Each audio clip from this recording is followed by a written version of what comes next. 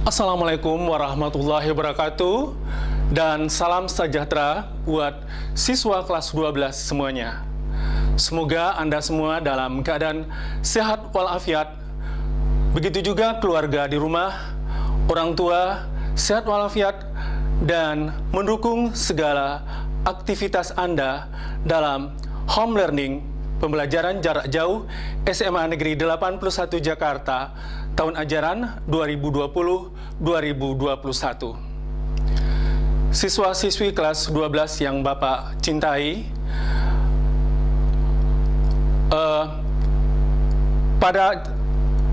untuk tingkat kelas 12 yang mengajar PKN adalah Bapak kembali. Ya, jadi bagaimana mengajar dengan Bapak, Anda tentunya sudah tahu karena di kelas 10, kelas 11, dan kelas 12 kebetulan dengan Bapak. Semoga Anda semua sehat untuk pembelajaran jarak jauh ini. Pada kesempatan kali ini, pada pertemuan pertama ini, Bapak akan menjelaskan materi kewarganegaraan kelas 12 secara keseluruhan, namun secara garis besar, ya, supaya kamu dapat gambaran materi kelas 12 PKN Kurtilas itu apa aja sih gitu ya. Nah, baru pada pertemuan selanjutnya kita akan bahas bersama materi PKN kelas 12 bab per bab, ya. Nanti akan dijelaskan bab per bab itu apa, kompetensi dasar, apa indikator yang dicapai, tujuan pembelajarannya apa, dan materinya secara detail.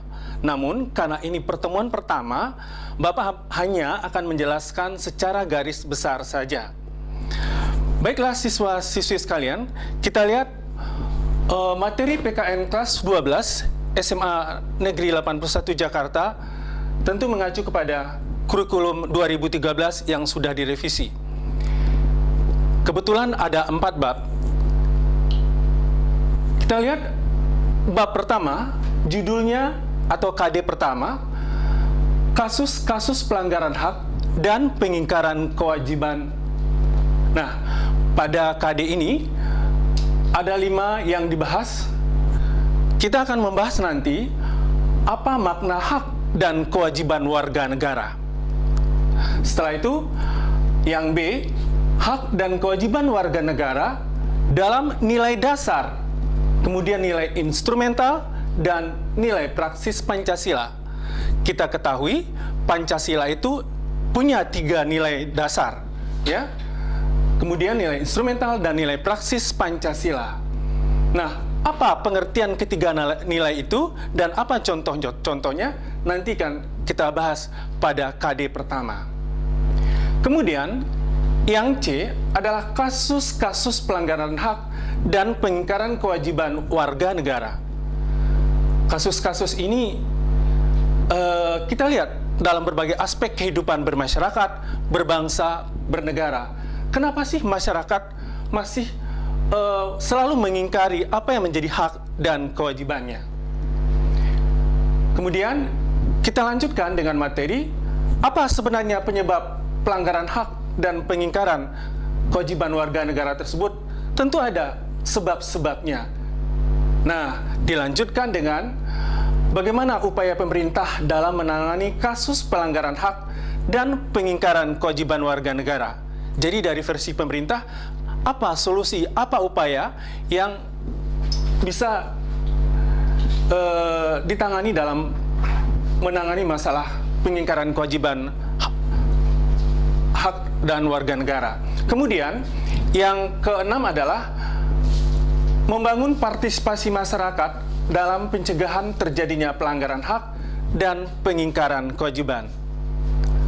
Nah, tentunya setelah selesai KD pertama ini, nanti ada tugas-tugas pada pertemuan berikutnya yang mungkin berbentuk uraian, mungkin berbentuk multiple choice, kemudian mungkin juga ada film yang harus Anda tonton, kemudian Anda memberikan argumen-argumen dari pertanyaan yang Bapak ajukan tentang hak dan kewajiban warga negara. Nah, itu semua nanti bisa dikirim ke alamat e-learning 81 atau ke email Bapak sendiri. Nah, Sekarang kita lihat KD kedua untuk kelas 12, yaitu judulnya Praktek Perlindungan dan Penegakan Hukum dalam Menjamin Keadilan dan Kedamaian. Ada 6 sub-KD yang akan kita bahas. Pertama, konsep perlindungan dan penegakan hukum. Kemudian yang kedua, pentingnya perlindungan dan penegakan hukum. Kemudian yang ketiga, apa peran lembaga penegak hukum? Di sini lembaga penegak hukum itu ada polisi, ada jaksa, ada hakim, ada advokat, dan apa pula peran Komisi Pemberantasan Korupsi. Kemudian yang D adalah berbagai kasus pelanggaran hukum. Kita akan lihat kasus-kasus pelanggaran hukum dalam lingkungan masyarakat, ya. Kemudian yang E adalah macam-macam sanksi atas pelanggaran hukum. Tentunya setiap pelanggaran hukum ada sanksinya, ada hukuman yang sudah ditentukan oleh pemerintah. Kemudian yang terakhir adalah partisipasi masyarakat dalam perlindungan dan penegakan hukum. Apa partisipasi atau upaya yang bisa dilakukan masyarakat dalam perlindungan dan penegakan hukum? Kira-kira KD kedua begitu, dan nanti juga ada tugas-tugasnya lewat e-learning SMA 81. Baik siswa-siswi sekalian, kita masuk KD ketiga untuk kelas 12. Judulnya adalah Pengaruh Kemajuan Ilmu Pengetahuan dan Teknologi terhadap Negara Kesatuan Republik Indonesia. Ada 3 subbab atau sub-KD di sini. Pertama, pengaruh positif kemajuan iptek bagi kehidupan masyarakat, berbangsa, dan bernegara. Pengaruh positif ini bisa kita lihat nanti dalam bidang ideologi, dalam bidang politik, dalam bidang ekonomi, dan dalam bidang sosial budaya. Kemudian yang B adalah kebalikan dari yang A, yaitu pengaruh negatif kemajuan iptek bagi kehidupan masyarakat, berbangsa, dan bernegara. Tentunya juga kita lihat dalam bidang ideologi, politik, ekonomi, sosial, dan budaya. Dan yang C adalah bagaimana kita membangun sikap selektif dalam menghadapi berbagai pengaruh kemajuan iptek. Ini artinya kita cari jalan tengahnya. Tidak selamanya iptek itu berdampak negatif. Dan tentu pula iptek itu juga berdampak positif. Nah, kita kristalisasi dengan Pancasila yang sesuai dengan nilai-nilai Pancasila dan bisa membangun kemajuan bangsa.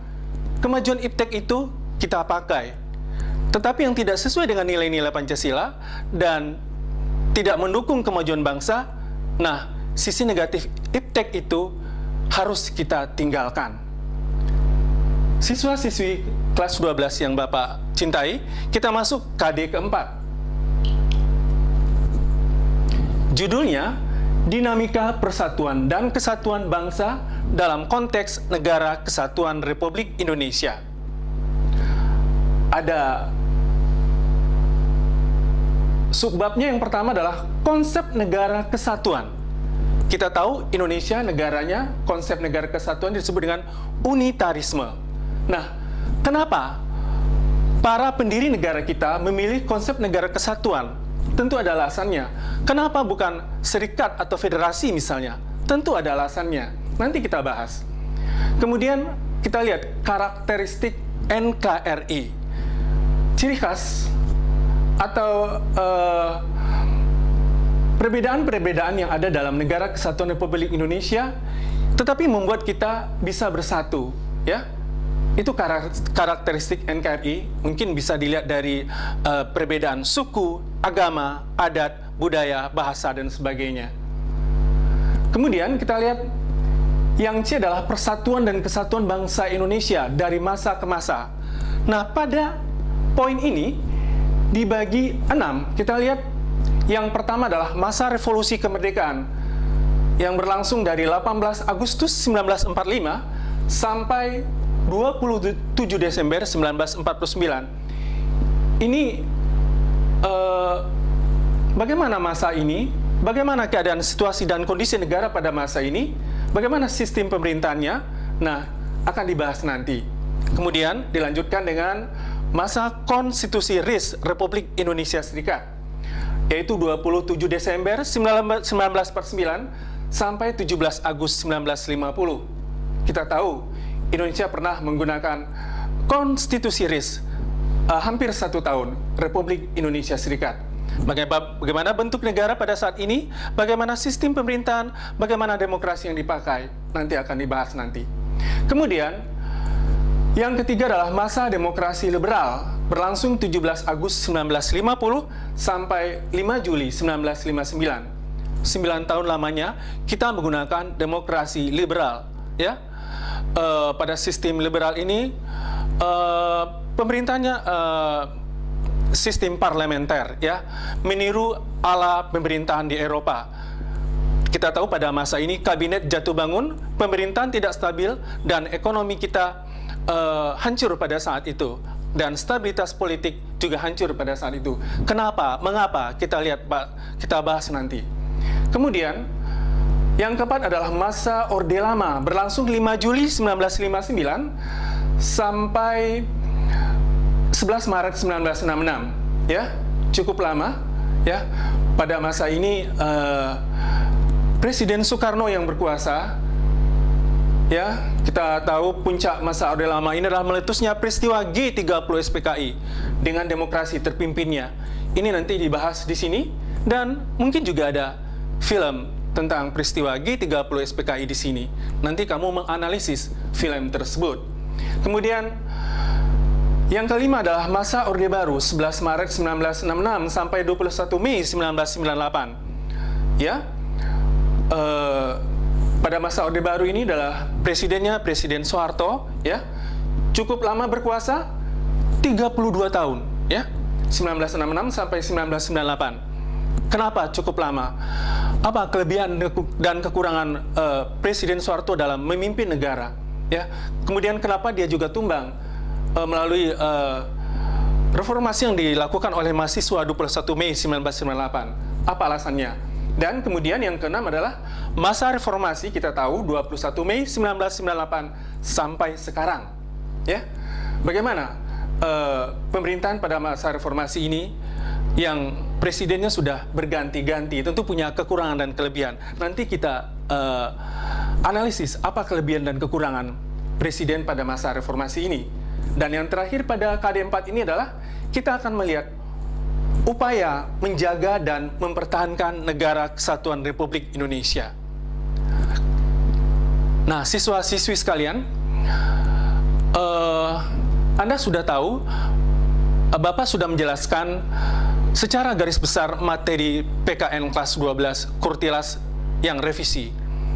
Untuk pertemuan pertama, setelah Bapak jelaskan ini, Anda boleh melihat referensi buku paket di perpustakaan, ya, tentunya yang terbaru. Nanti untuk pertemuan kedua, kita akan bahas KD pertama, dan di situ nanti sudah mulai ada tugas-tugas yang harus kamu upload di e-learning SMA 81. Tapi yang penting sekarang target Bapak adalah kamu sudah tahu materi PKN kelas 12 dari bab 1, bab 2, bab 3, bab 4. Untuk secara detailnya akan berlanjut pada pertemuan berikutnya. Bapak harapkan kamu bisa mengikuti pelajaran Bapak. Dan oh ya, lupa, harusnya absensi jangan lupa, ya, jangan lupa diisi. Itu saja, semoga kamu sehat semua dan bisa mengikuti PJJ ini sampai berakhir. Terima kasih atas perhatian Anda. Bapak ucapkan Assalamualaikum warahmatullahi wabarakatuh.